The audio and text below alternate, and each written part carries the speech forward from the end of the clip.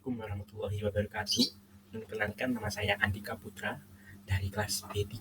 Saya ingin mempresentasikan tentang mempelajari agama menggunakan ilmiah dan pendekatan teknologis dari Dr. Pak Nasruddin MA. Sebelumnya, apa itu teknologis? Teknologis atau teknologi. Teknologis itu dalam arti bahasa Inggris dan teknologi dalam bahasa Indonesia. Secara umum adalah pengetahuan yang mempelajari tentang keterampilan dalam menciptakan alat hingga metode pengolahan guna membantu menyelesaikan berbagai pekerjaan manusia. Contohnya, kita bisa mengakses semua agama yang ada di seluruh dunia dengan menggunakan teknologi. Salah satunya adalah handphone. Dan masih banyak cara lain. Oke, kita simak tentang apa saja agama dan pendekatan teknologis ini. Ada beberapa contoh mempelajari agama dengan cara teknologi. Pertama adalah objektivitas. Pendekatan ilmiah mengutamakan objektivitas dan bukti empiris terhadap peneliti menghindari bias dan keyakinan pribadi yang dapat mempengaruhi interpretasi mereka. Hal ini memungkinkan bisa lebih banyak lagi. Yang kedua adalah inquiry sistematis. Metode ilmiah memberikan kerangka terstruktur untuk mengajukan pertanyaan, merumuskan hipotesis, mengumpulkan data, dan menganalisis hasil. Pendekatan sistematis ini memastikan penelitian itu. Jadi kayak diteliti lebih detail gitu. Yang ketiga adalah falsifiability. Pendekatan ilmiah menekankan prinsip falsifiability yang berarti bahwa hipotesis dan teori harus dapat diuji dan berpotensi dibantah. Hal ini mendorong pemikiran kritis. Jadi kayak lebih dibantah dan harus ada nemu solusi, dan solusi itu harus logis, dan cara menemukan penemuan yang logis itu tadi harus berpikir kritis. Yang keempat ada replicability. Penelitian ilmiah dirancang agar dapat direplikasi. Artinya, peneliti lain harus dapat melakukan penelitian yang sama dengan menggunakan metode yang sama dan memperoleh hasil yang serupa. Replicability memastikan keandalan temuan dan membantu membangun kumpulan pengetahuan yang lebih kuat. Kelima, ada kekuatan prediktif. Metode ilmiah memungkinkan peneliti membuat prediksi berdasarkan hipotesis mereka dan menguji prediksi tersebut melalui penelitian empiris. Hal ini berkontribusi pada berkembangnya teori-teori yang dapat menjelaskan dan memprediksi berbagai fenomena keagamaannya di seluruh dunia. Maksudnya. Yang keenam, ada pengumpulan data dan analisis data. Pendekatan ilmiah melibatkan pengumpulan dan analisis data yang dapat mencakup survei, wawancara, observasi, dan eksperimen. Pendekatan berbasis data ini memberikan wawasan tentang pola, tren, dan korelasi dalam praktik dan kepercayaan keagamaan. Yang ketujuh, perbandingan lintas budaya. Metode ilmiah memungkinkan peneliti melakukan perbandingan lintas budaya mengenai keyakinan dan praktik keagamaan. Pendekatan komparatif ini membantu mengidentifikasi pola-pola universal dan variasi budaya dalam tradisi keagamaan. Yang kedelapan, ada pemahaman interdisipliner. Penerapan metode ilmiah dalam studi agama mendorong kolaborasi interdisipliner. Peneliti dapat berbagi bidang seperti bidang antropologi, psikologi, sosiologi, dan sejarah. Dapat berkontribusi dalam pemahaman holistik terhadap fenomena keagamaan. Jadi ini kayak lebih dipandang dari segi antropologi, pandang dari psikologi, pandang dari sosiologi, dan dari sejarah. Dapat berkontribusi dalam pemahaman holistik terhadap fenomena keagamaan. Oke, yang ke-9, koreksi kesalahpahaman. Studi ilmiah dapat menantang kesalahpahaman dan stereotip tentang praktik dan kepercayaan keagamaan. Penelitian dapat memberikan informasi yang akurat dan mendorong dialog yang terinformasi tentang berbagai tradisi. Jadi, kesalahpahaman ini bisa dikaji melalui tradisi masing-masing di setiap negara maupun di setiap suku. Gitu. Yang ke-10 ada pertimbangan etis. Pendekatan ilmiah menekankan pertimbangan etis dalam penelitian, memastikan bahwa hak dan martabat partisipasi dihormati. Hal ini sangat penting ketika mempelajari topik-topik sensitif yang berkaitan dengan agama dan spiritualis. Jadi kayak saling menghormati gitu, dan menghargai tentang tradisi dari agama tersebut. Ke-11 ada terbuka untuk revisi. Kajian ilmiah terbuka untuk direvisi dan disempurnakan berdasarkan bukti baru. Seiring berkembangnya pemahaman kita tentang fenomena keagamaan, metode ilmiah memungkinkan penyesuaian dan peningkatan teori dan penjelasan. Jadi ini kalau ada yang salah itu bisa direvisi lagi. Benar. Jadi itulah gunanya teknologi. Kadang bermunculan dari dua kubu, berapa kubu, itu memandangnya secara berbeda-beda. Jadi bisa diteliti, kalau ini salah ya direvisi gitu. Yang ke-12 ada perspektif global.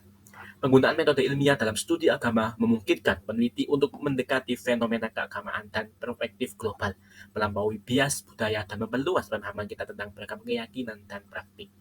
Jadi bisa lebih diyakinkan lagi. Penting untuk dicatat bahwa meskipun pendekatan ilmiah bermanfaat untuk memahami aspek-aspek tertentu dari agama, pendekatan tersebut mungkin tidak dapat menangkap keseluruhan kedalaman dan kompleksitas pengalaman, emosi, dan makna keagamaan kajian seluruh agama. Seringkali memerlukan pendekatan multidisiplin dan menggabungkan metode ilmiah dengan wawasan dan teologi, filsafat, dan humaniora. Ini ada beberapa contoh yang lebih diperdalam lagi. Yang pertama ada investigasi empiris. Pendekatan ilmiah dan teknologi memungkinkan peneliti melakukan investigasi empiris terhadap keyakinan, praktik, dan dampak agama. Hal ini melibatkan pengumpulan data, analisis pola, dan menarik kesimpulan berdasarkan bukti dan bukan asumsi. Jadi langsung dibuktikan langsung dan tidak menerima dari kayak yang tidak logika lah istilahnya. Yang kedua adalah pengumpulan dan analisis data. Teknologi memfasilitasi pengumpulan dan analisis data dalam jumlah besar dari berbagai sumber, termasuk survei, wawancara, media sosial, dan forum online. Pendekatan berbasis data ini memberikan wawasan tentang tren, preferensi, dan sentimen terkait agama. Jadi ini tuh kayak diterapkan lagi ke masyarakat, gitu. Tanyai masyarakatnya ini agama ini gimana gitu. Ketika perbandingan lintas budaya. Teknologi memungkinkan peneliti melakukan perbandingan lintas budaya mengenai praktik keagamaan dan kepercayaan dalam skala global. Komunikasi digital memungkinkan terjadinya interaksi dan berbagi data skala individu dari latar budaya yang berbeda. Jadi kayak dikolaborasikan gitu antara budayaku dan budayamu. Yang keempat, realitas virtual dan beretaman. Kemajuan teknologi seperti realitas virtual atau VR memungkinkan peneliti menciptakan lingkungan yang mendalam untuk mempelajari pengalaman dan virtual keagamaan. Hal ini dapat memberikan wawasan tentang bagaimana individu memandang dan terlibat dengan ruang dan praktik sakral. Jadi kayak ikut campur lah dalam urusan-urusan seperti ini untuk kemajuan dan kesempurnaan agamanya. 5. Studi ilmu saraf. Teknologi seperti teknik neuroimaging seperti pencitraan resonansi magnetik fungsional (fMRI) dapat digunakan untuk mempelajari bagaimana pengalaman keagamaan diproses di otak. Hal ini memberikan kontribusi pada pemahaman aspek kognitif dan neurologis agama. Yang keenam ada humaniora digital. Bidang humaniora digital menggunakan teknologi untuk menganalisis dan menafsirkan teks keagamaan, artefak, dan catatan sejarah. Alat digital meningkatkan studi naskah kuno, bahasa, dan konteks budaya.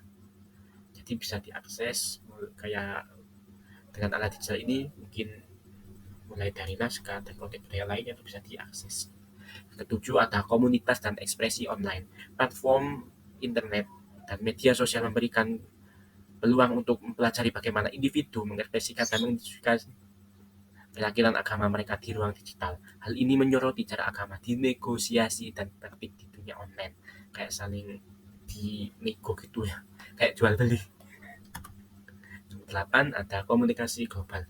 Kemajuan teknologi memfasilitasi komunikasi dan kolaborasi antar peneliti, cendekiawan, dan praktisi dari seluruh dunia.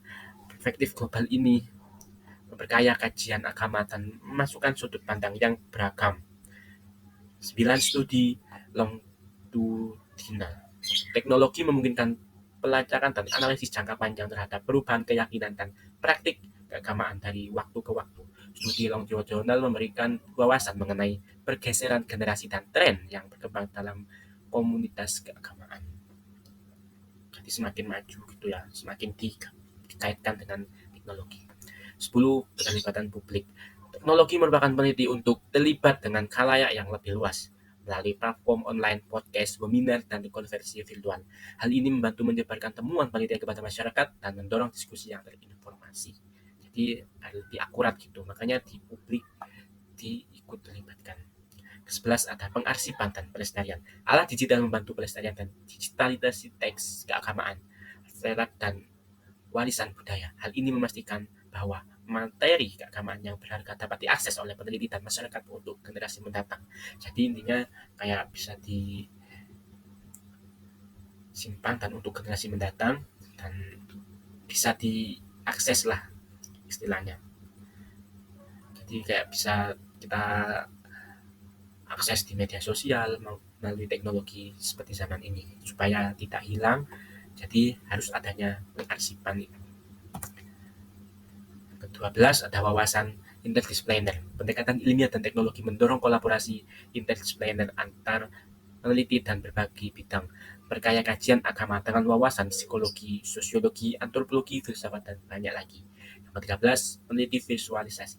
Teknologi memungkinkan peneliti membuat representasi virtual, peta interaktif, dan presentasi multimedia yang membantu mengkomunikasikan konsep keagamaan yang kompleks dan konteks secara kepada khalayak yang lebih luas. Dengan menggabungkan teknologi ilmiah dan alat-alat teknologi, para peneliti dapat menggali lebih dalam dimensi agama yang beragam, memberikan pemahaman yang lebih akurat, komprehensif, dan dinamis tentang perannya dalam masyarakat dan kehidupan individu, kayak lebih diakuratkan gitu. Dan kesimpulannya adalah mempelajari agama dengan pendekatan sains dan teknologi menawarkan beberapa keuntungan yang meningkatkan pemahaman kita tentang fenomena keagamaan dan dampak terhadap individu dan masyarakat.